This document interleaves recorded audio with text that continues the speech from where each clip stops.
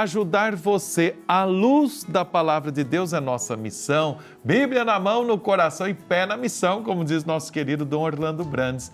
Vamos falar agora sobre conselhos bíblicos para o relacionamento. É isso aí, para os nossos relacionamentos. A Bíblia vai nos ensinar a amar com paciência, com respeito, com verdade. Como é que a gente traz isso para o nosso dia a dia? Não para ter a Bíblia como um manual apenas, não, né?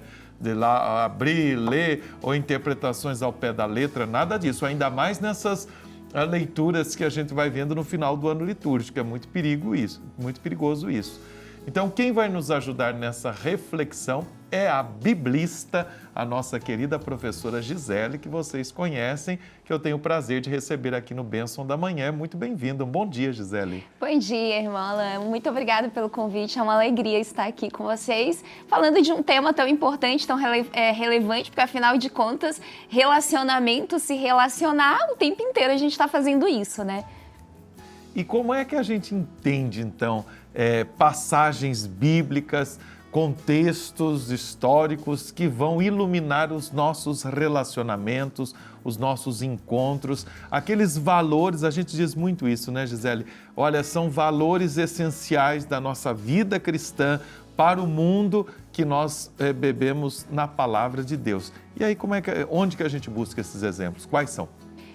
Como você começou dizendo, né, a gente tem que ter muito cuidado de não utilizar a Bíblia como um manual, né? Então, aquela ideia lá, eu vou abrir a Bíblia e vou ver o que Deus está me falando hoje. Então, eu estou com uma dificuldade no meu relacionamento com alguém que está muito difícil, então eu vou abrir lá magicamente e vou ver o que Deus está me falando. Isso é muito perigoso, porque a Bíblia, ela foi escrita num contexto, numa realidade muito diferente da nossa. Então, eu vou começar, para trazer essa temática do relacionamento, vou trazer a profecia. Por exemplo, em Amós, ou o profeta Miqueias, eles fazem fortes denúncias aos governantes de Judá. Então, no primeiro momento no Antigo Testamento, não está falando de um relacionamento romântico, do relacionamento entre casais, mas está falando de um relacionamento que olha para as realidades diversas, principalmente de pessoas que estão sendo subjugadas por realidades complexas no campo político, no campo econômico, e o profeta então vai dizer, olha, a gente precisa aprender a conviver. E quem é o exemplo de convivência? É Deus, né? Então, como que Deus pede, a profecia, por exemplo, de Amós pede que a gente saiba conviver e andar lado a lado. E esse caminhar lado a lado não é um que está lá atrás, outro lá na frente. Não, a gente anda de maneira paralela, conversando, né, aprendendo e respeitando. E o maior exemplo é Deus. E qual é a imagem de Deus? É um Deus justo, é um Deus misericordioso, é o Deus amor. E nesse sentido a gente precisa ter muito cuidado, porque na Bíblia aparece a imagem diversas de Deus. Então a gente precisa sempre saber quem está falando, né? Qual é a imagem de Deus que está por trás, para a gente entender como que Deus se relaciona conosco. Que, claro, e como que a gente vai entender e compreender sempre isso? É sempre a partir do Deus amor. Se algo está distanciando disso, então a gente tem que, eu sempre falo, a gente tem que ficar com a pulga atrás da orelha e dizer algo tá errado. É perigoso, às vezes, as imagens que nós vamos fazendo de Deus, né, Gisele? E nós mostramos ali num card agora exatamente essa passagem do profeta Amós, 3:3, não é? Exato. Duas pessoas andarão juntas se não estiverem de acordo, mostrando então, olha lá, tá vendo o card, né? Exato. Mostrando essa convivência humana, mostrando esse anúncio, essa denúncia tão própria do profeta. Uma outra situação, vamos lá, você comentou do Antigo Testamento, vamos para o Novo Testamento, Gisele?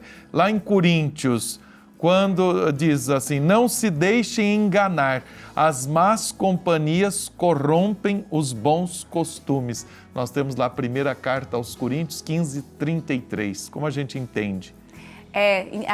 Essas más companhias significa que Paulo estava questionando aí como que as pessoas da comunidade estavam se relacionando, né?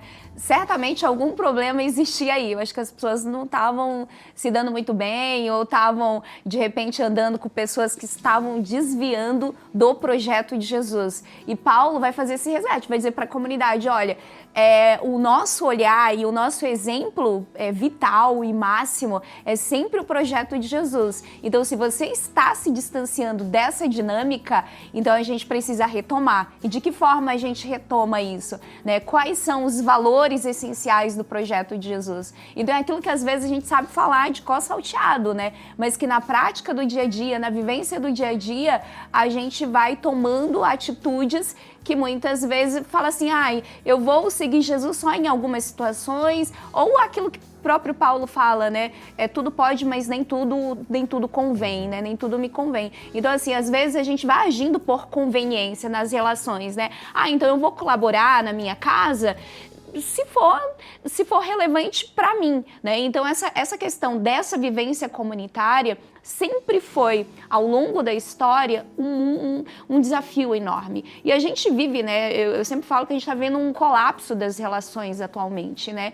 E o que é esse colapso das relações? Porque a gente vive cada vez mais pensando na gente mesmo. Então, eu penso em mim, se sobrar um tiquinho, eu penso no outro. E até esse pensar no outro, muitas vezes, tem que ser favorável a mim. Então, a gente é uma autovigilância o tempo inteiro, né? Pra gente entender que o viver para mim, aliás, o viver para o outro é antes observar, né, os meus próprios valores. E os meus próprios valores eu vou estar sempre olhando para o projeto de Jesus. Professora Gisele, alguém que está pegando a Bíblia, está começando um catolicismo mais bíblico, quem sabe o Santuário Nacional, com todo esse nosso projeto da jornada bíblica, está fazendo você trilhar esse caminho de fé e vida.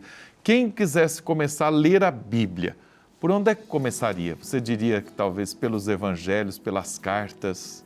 Os evangelhos a gente sempre acha mais fácil, porque são os que mais a gente cresce, né? Desde a catequese, por mais que a gente tenha ali uma parte do Antigo Testamento, mas a gente sempre foca mais no Novo Testamento, porque de fato Jesus é muito interessante, né? O projeto de Jesus é muito interessante, as vivências são muito interessantes, as parábolas são fáceis, desde lá, né, Jesus falava fácil, numa linguagem que as pessoas poderiam entender.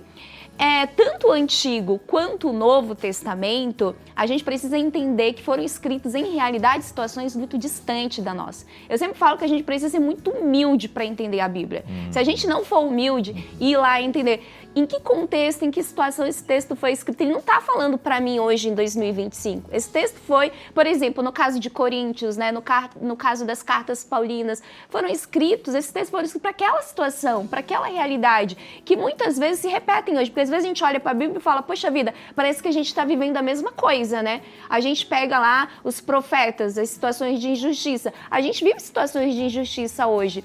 Só que assim, olhando e observando como era a vivência dessas sociedades antigas, olhando para elas, se aproximando, a gente consegue vir para 2025 e fazer uma análise que eu falo assim, muito mais justa do próprio texto bíblico.